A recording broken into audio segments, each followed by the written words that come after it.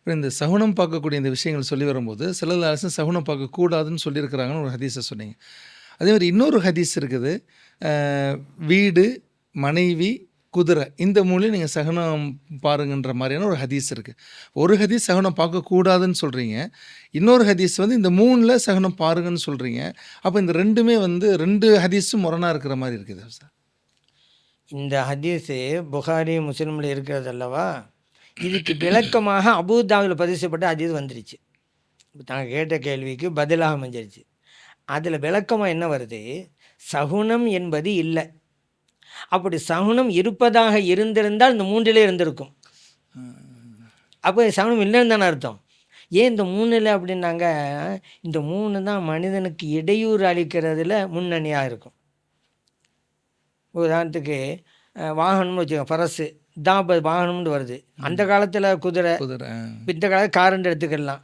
காரில் பயணம் போகிறாங்க, போகிற வழியில் ரிப்பேர் ஆகி போச்சுன்னு வச்சுக்கோங்க. மக்கள் நடமாட்டமெல்லாம் இல்லை, ஏதோ ஒரு இடத்துல ரிப்பேர் ஆகி போச்சு. அதுவும் நடு நிசி நேரம்னு வச்சுக்கிறோங்க.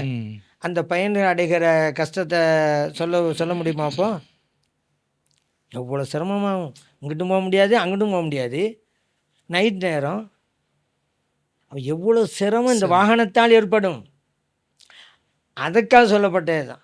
பெட்ரோல் தீர்ந்து போச்சுன்னு வச்சுக்கிறோங்க, இங்கிட்டும் பெட்ரோல் வாங்க முடியாது, அங்கிட்டும் பெட்ரோல் வாங்க முடியாது. என்ன அவங்க அதை அதே போல தான் இந்த வீடும் அப்படி தான். வீடு காற்றோட்டமாக இருக்கணும், வெளிச்சம் இருக்கணும், அதுதான் ஆரோக்கியமானது, சுகாதாரம். வெளிச்சமும் இல்லை, காற்றும் வரலன்னு சொன்னால் எல்லா நோயும் எங்கே தான் வரும், சிரமம் தான். அதுபோல தான் மனைவி. ஒரு மனிதனுக்கு மனைவி சரியில்லைண்டா அவன் கணவனுக்கு தீங்கும் துன்பமும் துயரமும் கவலைங்கிறது இந்த மனைவி ஒன்றே போதும். நல்ல மனைவியாக இல்லைண்டா அப்போ மனைவி சொல்லப்பட்டால் அப்போ கணவன் இதே வச்சுக்கலாம். இந்த மனைவி தான் கணவனை வச்சுக்கலாம். எப்படி நீ குதிரை வாகனம் மனைவிண்டிகளோ இப்போ அது ஆண்களுக்கு, பெண்கள் வந்து எப்படி வச்சுக்கிடலாம், குதிரை வீடு கணவனை வச்சுக்கிடலாம். கணவன் சரியாக இல்லைன்னு வச்சுக்கிறேங்க, இது ஒன்று போதும் அந்த அம்மா காலமெல்லாம் கண்ணீர் வடிக்கிறதுக்கு. அப்போ ஒரு மனிதனுக்கு தீங்க அதிகமாக விளையும் என்பது இந்த மூணு தான். இதிலேயே சகுனம் இல்லை. சகுனம் இருந்திருந்தால் அது மூணில் இருந்திருக்கும் என்று நபி ஸல்லல்லாஹு அலைஹி வஸல்லம் சொன்னாங்க. அதெல்லாம் சகுனம் இல்லைங்கிறது தான் கருத்து.